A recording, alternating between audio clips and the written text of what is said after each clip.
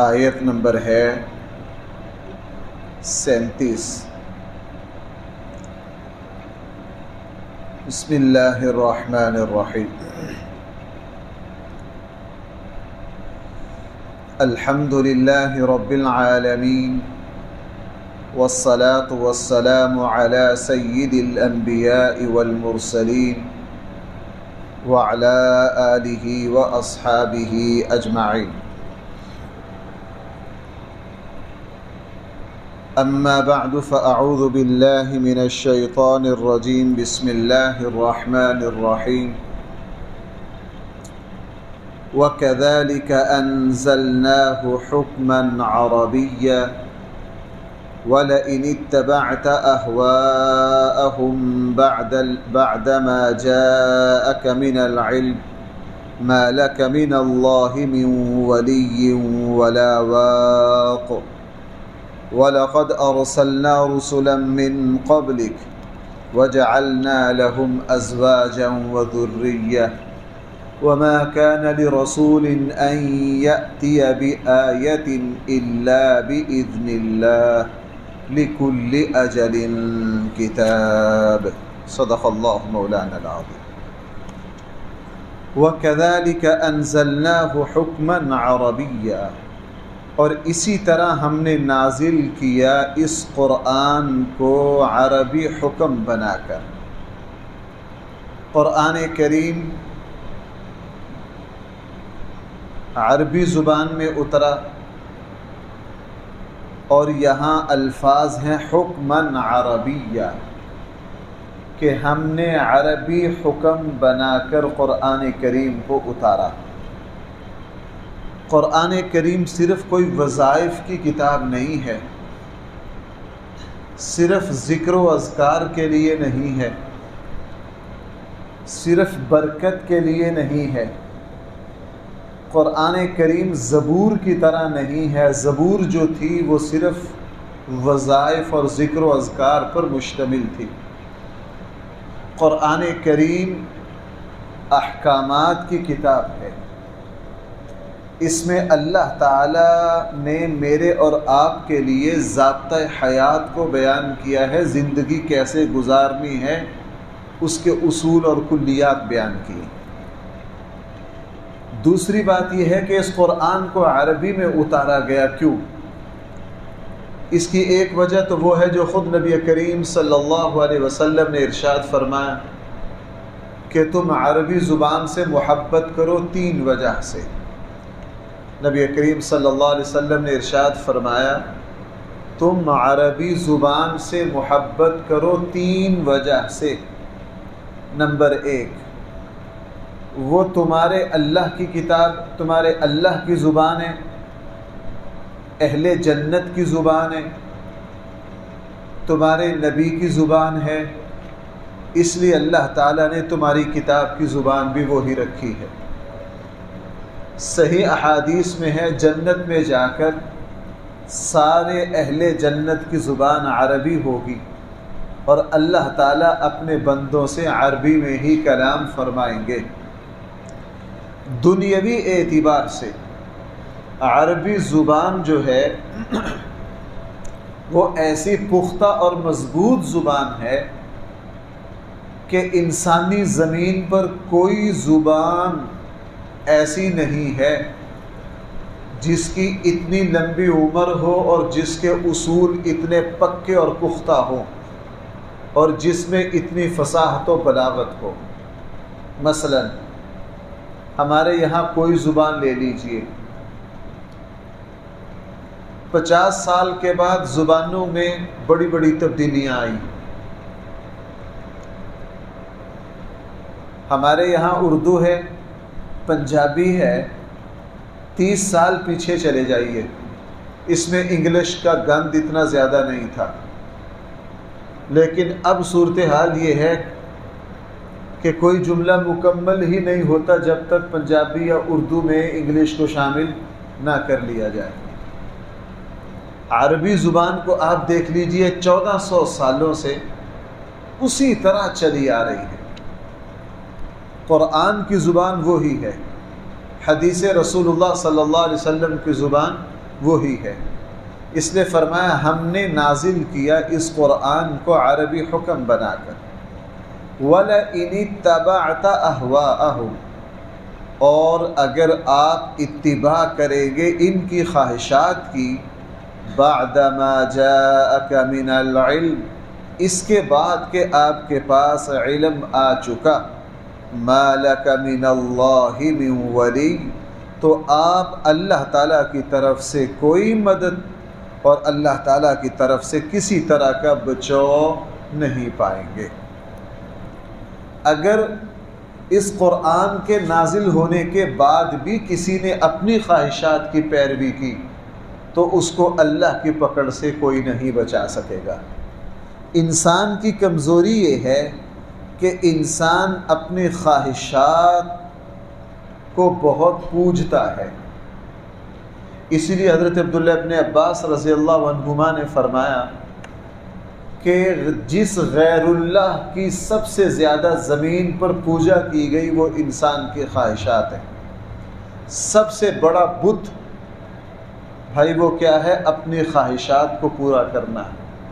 سب سے بڑا شرک اور سب سے بڑا بت اس زمین کا اپنی خواہشات، اپنے ذوق کو پورا کرنا ہے۔ ہم یہ دیکھتے ہیں کہ اللہ تعالیٰ کے حکم کے مقابلے پر ہم بہت سارے کام کرتے ہیں، ان کا بنیادی مقصد صرف اپنی خواہشات۔ نبی کریم صلی اللہ علیہ وسلم نے کیا ارشاد فرمایا تھا؟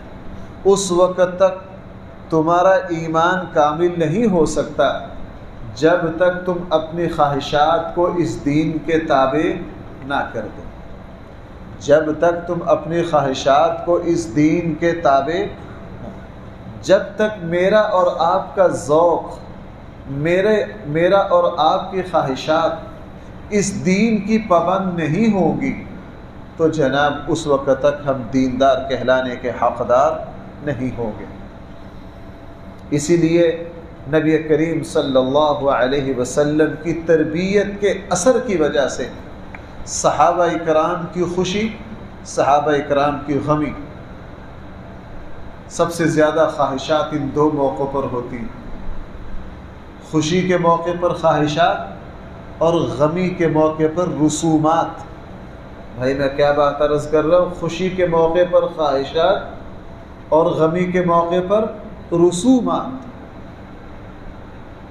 حضرت ام حبیبہ رضی اللہ عنہ، اور نام میں اختلاف ہے صحیح حدیث میں، کہ جب ان کا بڑھاپا آیا، ان کے کسی عزیز کا انتقال ہوا،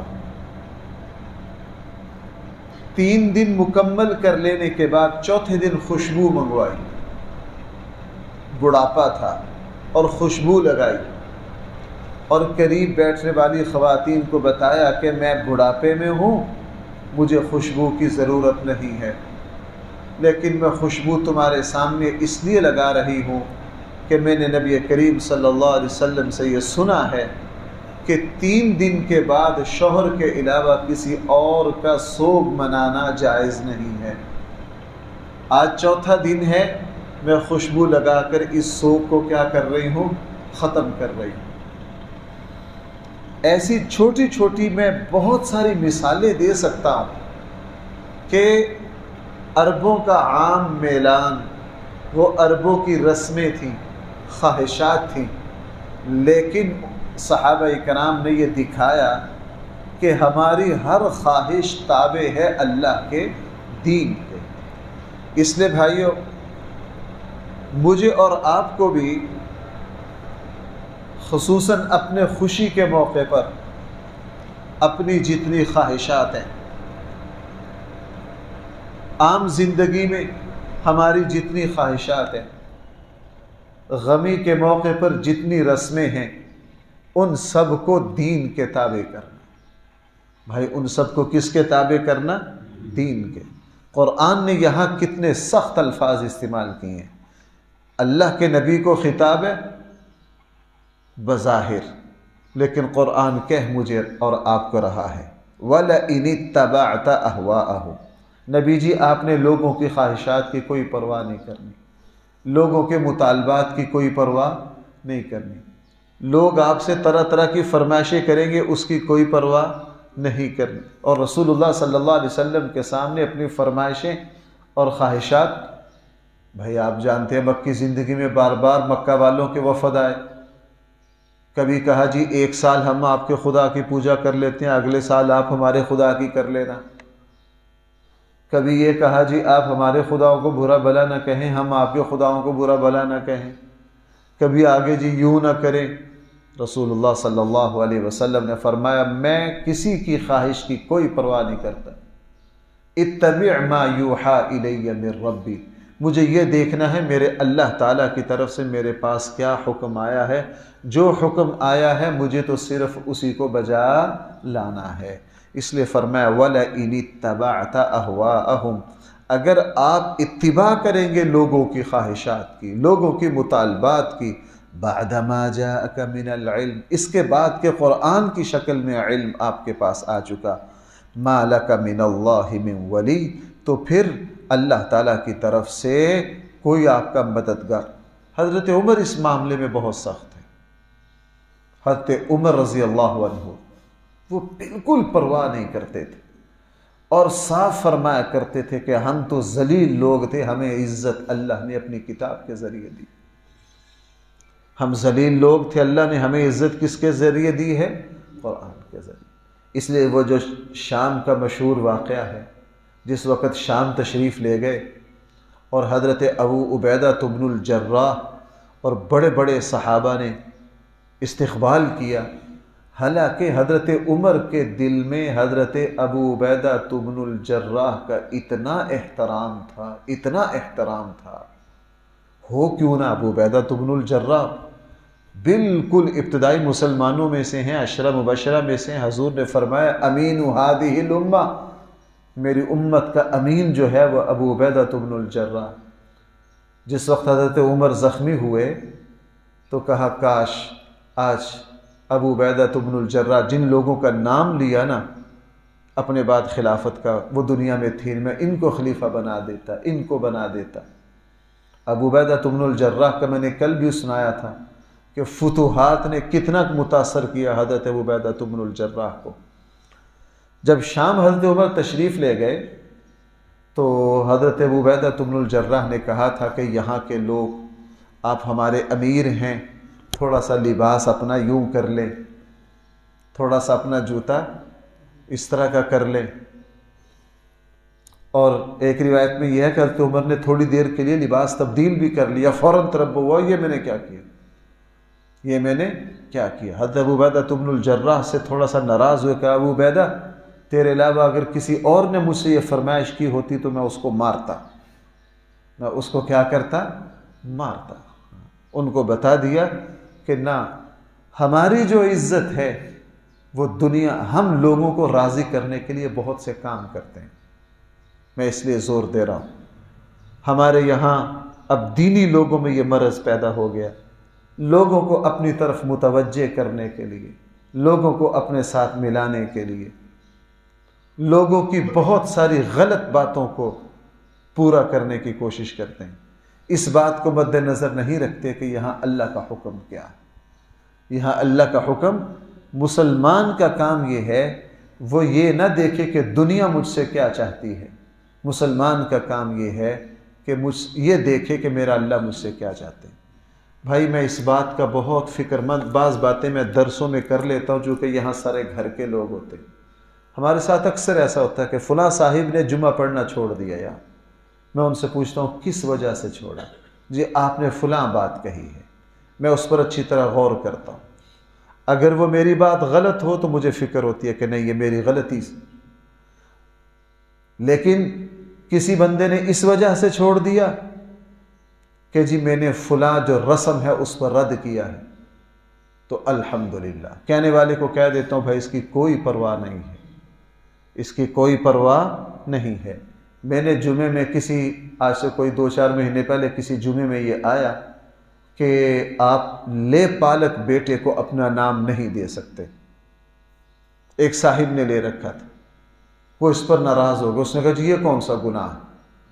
مجھے جب پتہ چلا کہ جی وہ فلاں صاحب نے اس وجہ سے جمعہ پڑھنا چھوڑ دیا، میں نے کہا الحمدللہ اس کی کوئی پرواہ نہیں، چونکہ قرآن کا فیصلہ ہے. حضور علیہ السلام کو اس کی اجازت نہیں ملی ہے، اللہ کے نبی کو اس کی اجازت نہیں ملی ہے.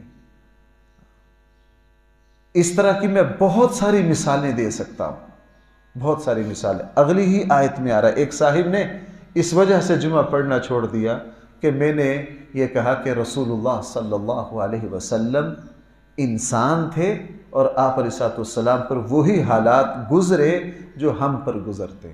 آپ علیہ السلام نے نکاح کیا، آپ کا خاندان تھا، آپ کی برادری تھی، آپ بیمار ہوتے تھے، آپ کھانا کھاتے تھے، آپ پانی پیتے تھے.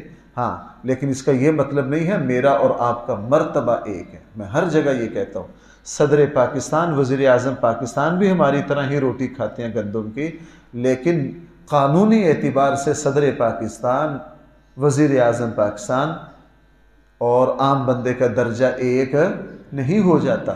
ایسا نہیں کہ اللہ کے نبی ہماری طرح کے انسان ہونے کا یہ معنی نہیں ہے کہ ہمارا اور حضور علیہ السلام کا درجہ ایک ہو گیا. سوال ہی پیدا، اللہ کے نبی ہیں، صرف نبی نہیں خاتم النبیین ہیں. تو کہنے لگا جی جناب وہ ہو یہ کیا؟ بھائی اس کی کوئی پرواہ نہیں ہے. دین کی بات صحیح کرنے کی وجہ سے اگر کوئی ناراض ہوتا ہے اس کی کوئی پرواہ نہ کرو. اگر کوئی بیٹی پردہ کرتی ہے لوگ ناراض ہو گئے تو بھائی اس کی بالکل پرواہ نہ کرو. اگر کوئی مسلمان نماز کا اہتمام کرتا ہے اس کی وجہ سے کوئی ناراض ہے تو اس کو ناراض ہونے دو، اس کو ناراض ہونے دو. قرآن کریم نے سورہ لقمان میں والدین کا حق بیان کرتے کرتے پتہ کیا کہا؟ وَإِن جَاهَدَاكَ عَلَىٰ أَن تُشْرِكَ بِي مَا لَيْسَ لَكَ بِهِ عِلْمٌ فَلَا تُطِعْهُمَا وَصَاحِبْهُمَا فِي الدُّنْيَا مَعْرُوفًا. نبی جی اللہ تعالیٰ کی فرما برداری میں کسی کی کوئی پرواہ نہیں کرنی. لا طاعت لمخلوق فی معصیت الخالق. اللہ تعالیٰ کی نافرمانی میں مخلوق کی فرما برداری کرنا بالکل جائز نہیں ہے. اس لیے یہاں صاف کہہ دیے وَلَئِنِ اتَّبَعْتَ أَهْوَاءَهُمْ. اگر آپ لوگوں کی خواہشات کی پرواہ کریں گے بعد ما جاءک من العلم، وحی کی شکل میں، حالانکہ آپ کے پاس علم آ چکا. اگر ایسا ہوا ما لک من اللہ من ولی، تو اللہ کے مقابلے میں کوئی آپ کی مدد کرنے والا نہیں ہوگا. ولا واق، اور کسی طرح بھی کسی بھی جگہ آپ کو پناہ نہیں ملے گی. وَلَقَدْ أَرْسَلْنَا رُسُلًا مِّن قَبْلِكِ، وہی بات آ گئی. یقیناً ہم نے آپ سے پہلے بہت سارے رسول بھیجے. وَجَعَلْنَا لَهُمْ أَزْوَاجًا، ہم نے ان کی بیویاں بھی بنائی تھیں. وَذُرِّيَّةً، ان کی اولاد بھی تھی. یہ کافروں کے اس سوال کا جواب ہے. کافر یہ کہتے تھے جناب یہ ہماری طرح یہ اللہ کے رسول کیسے ہو گئے؟ ان کی ہماری طرح بیویاں بھی ہیں، ان کی ہماری طرح اولاد بھی ہے، یہ رسول کیسے ہو گئے؟ جس طرح آج کل ہمارے یہاں نا اللہ والے کا الگ ہی تصور ہے. ہمارے یہاں اللہ والوں کا کیا تصور ہے؟ نرالا تصور ہے. ہمارے یہاں اللہ والے دو تصور پائے جاتے ہیں، دونوں غلط ہیں. اور ایک تصور آپ ہمارے بارے میں بھی قائم رکھتے ہو، آپ وہ ہمارے ساتھ زیادتی کرتے ہیں آپ لوگ. ایک تصور یہ ہے کہ اللہ والے وہ ہوتے ہیں جن کا خاص لباس، خاص حلیہ، ان کا جبہ اسپیشل ہو، ان کی تسبیح اسپیشل ہو، ان کی ٹوپی خاص قسم کی ہو، ان کی پگڑی خاص قسم کی ہو، وہ گدی نشین ہو، مریدوں کا پورا ٹولہ ساتھ ہو. اور آج کل اس میں اضافہ ہو گیا کہ ان کی گاڑی اور ان کا خاص ایک تصور یہ ہے. عام لوگوں کا تصور یہ ہے کہ صحیح اللہ والے علماء وہ ہوں جن کو بالکل دنیا سے کوئی لینا دینا نہ ہو، ان کی جیب میں 1 روپے نہیں ہونا چاہیے، ان کا لباس عام لوگوں کی طرح اچھا نہیں ہونا چاہیے. اس لیے اگر آپ کوئی عالم دین یا کوئی اچھا لباس پہن لے لوگ اس کو حیرانگی سے دیکھتے ہیں کہ اچھا انہوں نے بھی 50,000 کی گڑی باندھ لی ہے، یہ کیسے اللہ والے ہو گئے؟ اس کا دین سے کوئی لینا دینا نہیں ہے. اور اس زمانے میں کافروں کا رسول کے بارے میں یہی تصور تھا کہ رسول وہ ہونا چاہیے نہ کھائے نہ پیے نہ کہیں چلے پھرے دنیا کی. اسی لیے کافروں نے کیا اعتراض کیا، یہ کیسے رسول ہیں؟ ان کی بیویاں، ان کی اولاد ہے، ان کا خاندان ہے. اور سورہ فرقان میں کہتے ہیں جی جناب یہ تو بازاروں میں چلتے پھرتے. سورہ فرقان میں کیا اعتراض کیا؟ یہ بازاروں میں چلتے پھرتے ہیں، یہ تو آتے جاتے ہیں، یہ تو ہماری طرح کھاتے پیتے ہیں، یہ رسول کیسے ہو گئے؟ اور یہودیوں نے بھی، بدبختوں نے یہ سوال اٹھایا۔ قرآن نے کہا بے شرمو تم تو نہ کرو۔ یہودیوں کو تو بالکل زیب نہیں دیتا چونکہ اللہ کی آسمانی کتاب پڑھتے ہیں۔ جس وقت یہ اعتراض ہوا تو قرآن کریم نے ان سے پوچھا کہ جناب، سیرت کی کتابوں میں اس کی تفصیل آتی ہے کہ تمہیں حضرت سلیمان علیہ السلام کے نکاح کا نہیں پتہ؟ حضرت داؤد علیہ السلام کے نکاحوں کا نہیں پتہ؟ کیا حضرت موسیٰ علیہ السلام نے نکاح نہیں کیا؟ سابقہ نبیوں کی اولادیں نہیں تھیں؟ حضرت ابراہیم کی اولاد کا قرآن میں ذکر نہیں ہے؟ حضرت ابراہیم کی 2 بیویوں کا قرآن میں ذکر نہیں ہے؟ ان کی اولاد کا قرآن میں ذکر نہیں ہے؟ یہاں تک حضرت ابراہیم کو کہہ دیا تھا اللہ آپ کو اسحاق کی شکل میں بیٹا دیں گے اور یعقوب علیہ السلام کی شکل میں پوتا دیں گے۔ نبیوں کی اولادوں کا قرآن میں ذکر نہیں ہے؟ جب ذکر ہے تو جن نبیوں کو تم مانتے ہو انہوں نے نکاح بھی کیا، ان کی اولادیں بھی ہیں، تو پھر رسول اللہ صلی اللہ علیہ وسلم پر اعتراض کیسا؟